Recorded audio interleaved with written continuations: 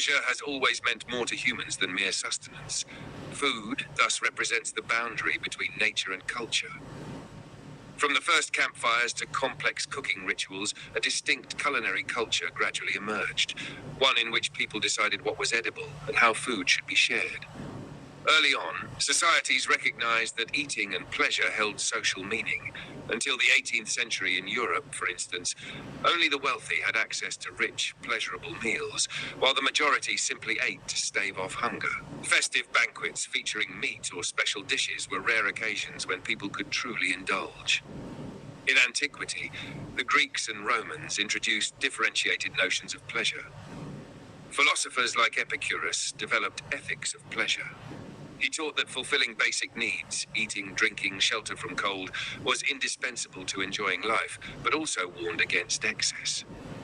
For Epicurus, true pleasure was found in inner peace, ataraxia, and freedom from pain, aponia.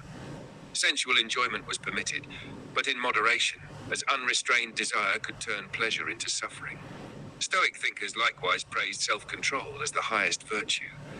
This classical heritage reveals that even then, pleasure was connected to mindfulness and philosophical reflection. The rise of Christianity transformed the understanding of the body, desire, and action. Biblical stories such as Jesus turning water into wine at the wedding at Cana suggest that earthly joy was not inherently condemned. At the same time, Christianity abolished many Old Testament food laws. Paul declared that Christians could eat all things in a formal sense, but also advised a thankful and humble attitude toward God's gifts. Pleasure now became something divinely granted, but to be received with moderation and reverence. Christian ethics centered around the right measure: bread, water, wine. None were to be wasted or indulged in lightly, but accepted with gratitude and restraint. The Enlightenment and industrialization carried the notion of pleasure into the modern era. In the 18th century, pleasure primarily referred to eating and drinking. To say, "I have enjoyed nothing today," meant simply that one hadn't yet eaten. Yet philosophers also addressed the topic. Kant, for instance, defined enjoyment as the intimacy of pleasure. Material conditions of pleasure changed as well. New stimulants like coffee, tea, and cocoa spread rapidly across Europe from the late 17th century onward, sparking debates about health, morality, and economics.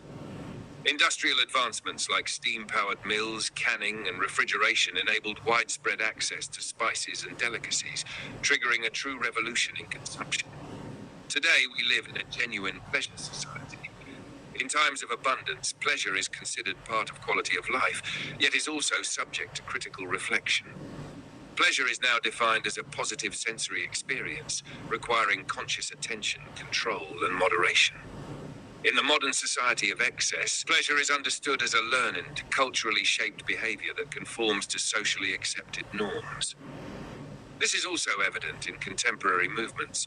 The slow food movement explicitly states that pleasure is central because every human being has a right to it, advocating for regional, artisanal quality.